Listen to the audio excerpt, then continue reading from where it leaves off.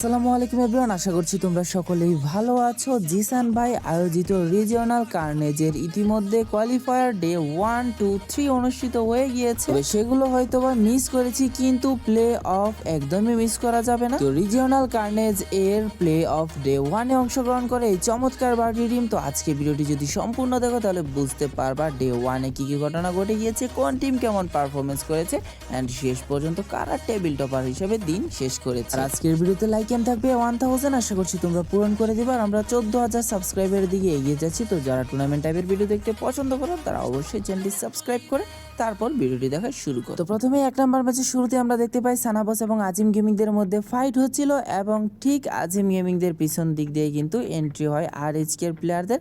And সানাবসের প্লেয়াররা already রাজ দিয়ে দিছে আজিম গেমিং এর দুইটা প্লেয়ারের নক এন্ড 3টা শেষ, এন্ড ফ্লিকারও নক করে দিছে। অলরেডি কিন্তু RHK এর এন্ট্রি হয়ে গেছে, তবে নেজা দেখায় কিন্তু বাকি প্লেয়ারদের সামলে নেয়। এন্ড রাহাতেরও ফুল এসপিতে ছিল, সে যায় এখানে ডিমিট্রি ইউজ করে তার প্লেয়ারদের উঠায় দেয়। তো RHK একদম ম্যাচের শুরুতেই 6টা কিল পেয়ে যায়। আর সানাবসের একটা প্লেয়ার বেঁচে ছিল, সেইটা পড়ে যায় ত্রিপোলার স্কোয়াডের সামনে, সেও শেষ। এন্ড সানাবস ফুললি ওয়াইপ আউট #11। এরপর চলে যাব সরাসরি ফ্যাক্টরিতে, যেখানে দেখতে পাই 2XD এর সাথে ফাইট হয়ে যায় ফানি গেমারদের। 3v4 একটা ফাইট ছিল, তবে ফানি গেমারদের প্লেয়ারদের ভালো একটা পজিশন ছিল। তো এদিকে নোহানের কাছে টোকেন ছিল, ভাবছিল যে রিভাইভটা দিয়ে দিবে, বাট ওইখানে রিভাইভ দেওয়ার আগে তারা নক করে দেয়। আভানা শেষ।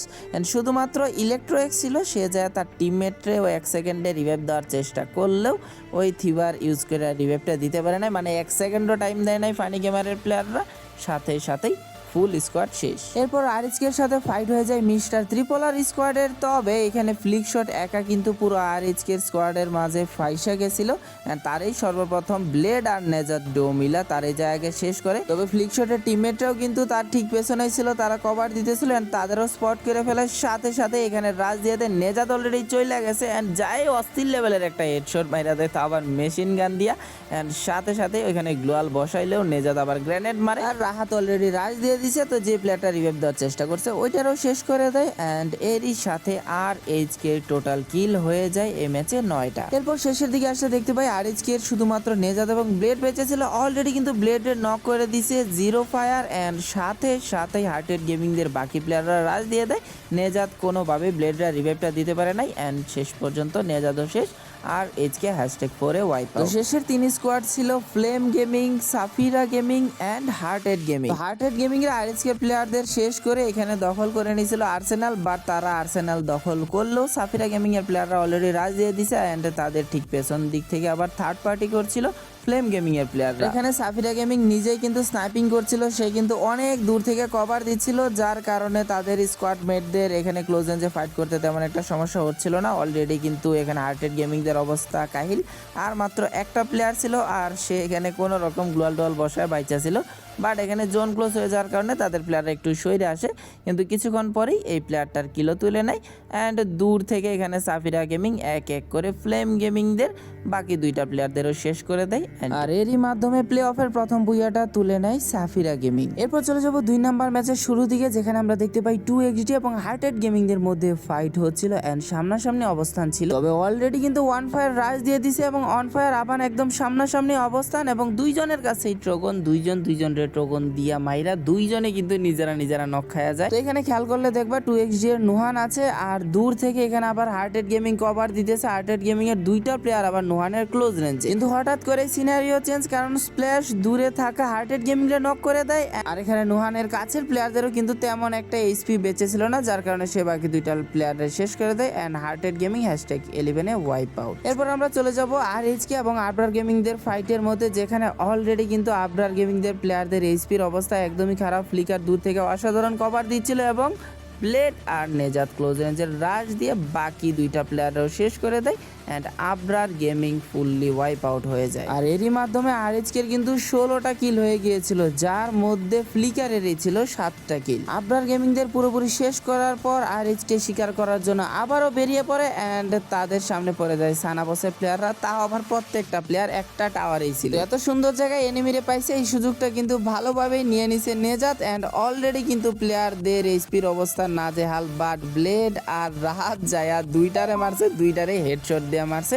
সানাবসের আরেকটা প্লেয়ার বেঁচেছিল, তারেও শেষ করে দেয় অ্যান্ড সানাবস ফুললি ওয়াইপ আউট হয়ে যায় 2 নাম্বার ম্যাচ থেকে #4। এরপর লাস্টের দিকে আর 2টা স্কোয়াড দেখতে পাই, যেখানে ফ্লেম গেমিং এর 3টা প্লেয়ার আর এইচকে ফুল স্কোয়াড অলরেডি কিন্তু নেজাত অ্যান্ড ব্লেড মিলে দুইটা প্লেয়ার শেষ করে দিয়েছে। লাস্ট আরেকটা প্লেয়ার ছিল, তারে রাহাত শেষ করে দেয় অ্যান্ড ইজি একটা অসাধারণ অনেক কিলের বুইয়া করে ফেলে টিম রেড হক্স। অনেক কিল কেন বললাম, কারণ তারা 24 কিলে বুইয়া করছে, মানে এক ম্যাচে 36 পয়েন্ট। তো এরপর চলে যাবো একদম সর্বশেষ ম্যাচে, অর্থাৎ 3 নাম্বার ম্যাচের শুরুর দিকেই দেখতে পাই এখানে আর এইচকে এবং T2R এর মধ্যে ফাইট হচ্ছিল। তো এখানে জাস্ট তোমরা লক্ষ্য করলে দেখতে পারবো ফ্লিকার একটু দূরে ছিল কভার দেওয়ার জন্য, কিন্তু T2R এর একটা প্লেয়ার বুদ্ধি করে সে কিন্তু লঞ্চ প্যাড দিয়ে তার পজিশনটা চেঞ্জ করে নেয় অ্যান্ড ফ্লিকারের এইচপিও কিন্তু অবস্থা খুবই খারাপ। T2R এর একটা প্লেয়ার এখানে লঞ্চার মেরা ফ্লিকারে করে দেয় নক। তো নক করলেও এখানে কোনো লাভ নাই, কেননা অলরেডি ব্লেড, নেজাত অ্যান্ড রাহাত মিলে কিন্তু রাজ দিয়ে দিছে T2R এর প্লেয়ারদের উপর অ্যান্ড দুইটা প্লেয়ার অলরেডি নক। লাস্ট আর একটা প্লেয়ার ছিল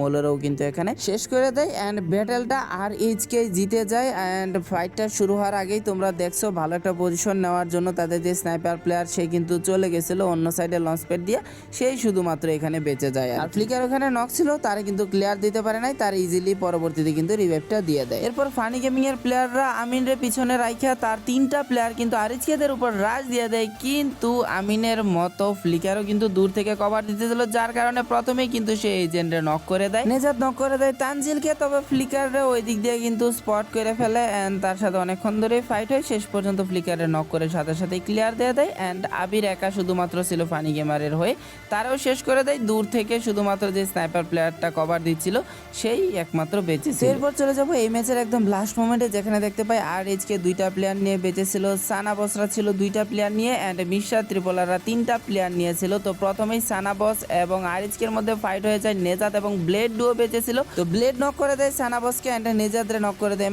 মাইনুলের এইচপি একদমই কম ছিল, ক্যারেক্টার ইউজ করে দেয় ব্লেড, ইজিলি শেষ হয়ে যায় সানাবস। তো লাস্টে শুধুমাত্র এখানে একা ব্লেড বেঁচেছিল, সামনে ছিল মিস্টার ত্রিপোলারের 3টা প্লেয়ার, তারা 3টা প্লেয়ার একসাথে রাজ দিয়ে দেন, ব্লেড অসাধারণ একটা হেড দিয়ে দেয় রহুকে অ্যান্ড শেষ পর্যন্ত প্রেমের সামনে আর টিকতে পারেনি, তার ওয়ান শট গানের শটে ব্লেড শেষ অ্যান্ড বুইয়াটা করে ফেলে মিস্টার ত্রিপোলার স্কোয়াড। আর এর মাধ্যমে শেষ হয় প্লে অফের ডে 1। তো এই 3টা ম্যাচে অনুষ্ঠিত হয়েছিল এবং ওভারঅল পয়েন্টস টেবিলে দেখতে পাই আমরা 3 ম্যাচ শেষে 84 পয়েন্ট নিয়ে রেড হক্স ছিল 1 নাম্বার অ্যান্ড তাদের এলিমিনেশন পয়েন্টই ছিল 56 আর 2 নাম্বার টিম সাফিরা গেমিংদের টোটাল পয়েন্টই ছিল 45, সানাবসেরও 45, হার্টেড গেমিংদের ছিল 42, মিস্টার ত্রিপোলার লাস্ট ম্যাচটাই একটু ভালো পারফর্ম করে তারা কিন্তু 5 নম্বরে চলে এসেছে 41 পয়েন্ট নিয়ে। ফানি গেমাররা ছিল 31 পয়েন্ট নিয়ে 6 নাম্বারে। পুরোপুরি বলতে গেলে দিনটা একদমই আরএইচকেরই ছিল। এখন কয়েকজন হয়তো বা বলতে পারো ভাই আরএইচকে এত কিল করলো, বাট ফাইটেই কয়েকটা দেখাইছেন। মেনলি আমি মনে করো তোমাদের ফাইট কোনগুলো দেখাই, যেই জায়গায় একটু 4v4 ফাইট হয় ওগুলো একটু বেশি দেখানোর ট্রাই করি, বাট একটা মারতেছে 2টা মারতেছে বা কিল ফিডে আসতেছে ওইগুলো দেখাইতে গেলে ভাই মনে করো যে মিনিমাম 3টা ম্যাচ বানাইতে গেলে ওই 15-20 মিনিটের ভিডিও হয়ে যাইতো। তো শর্টকাটে তোমাদের আর কি দেখাই দিছি যতগুলা ফাইট আর কি মোটামুটি 4v4 ফাইট হয়েছে, ভালো ফাইট হয়েছে ওইগুলাই তোমাদের দেখানোর চেষ্টা করছি। আর প্লে অফের ডে 2তে এই 12টি টিম অংশগ্রহণ করবে। আর আরেকটা কথা, সেইটা হলো তোমাদের একটা গুরুত্বপূর্ণ কথা বলে দিই, একটু মনোযোগ দিয়ে শুনো। সেটা হলো আমরা এত কষ্ট করে ভিডিওগুলো বানায় দেন ইউটিউবে আপলোড করছি, এই কষ্টের পরিশ্রমের বানানো ভিডিওগুলো কয়েকজন ডাউনলোড করে তারা তাদের বিভিন্ন পেজে আপলোড দিয়ে দিচ্ছে, নিজেদের বলে চালিয়ে দিচ্ছে। আর তোমরাও অনেকেই কিন্তু সেগুলোকে রিয়েল ভেবে ফলো করছো এবং তারা যা বলছে তা শুনছো। তাই তোমরা যাতে সচেতন থাকো এবং কোনো ধরনের স্ক্যামের শিকার না হও, এর জন্য আমি আমার অফিসিয়াল ফেসবুক পেজের লিঙ্কটা ডেসক্রিপশন বক্সে দিয়ে রাখবো। এছাড়াও আমাদের উভয় চ্যানেলে গেলেই তোমরা যখন এই জায়গাতে যাবা সেখানে একটা লিঙ্ক দেখতে পাবা, সেটাও কিন্তু আমাদের ফেসবুক পেজের অফিসিয়াল লিঙ্ক। আবারও তোমাদের কাছে একটু আবদার করে নিলাম, সেটা হলো তোমরা ইউটিউবে তো অনেকটাই সাপোর্ট করছো, তো তোমরা যদি একটু ফেসবুক পেজটাও ফলো করে দিতে তাহলে অনেকটাই ভালো লাগতো।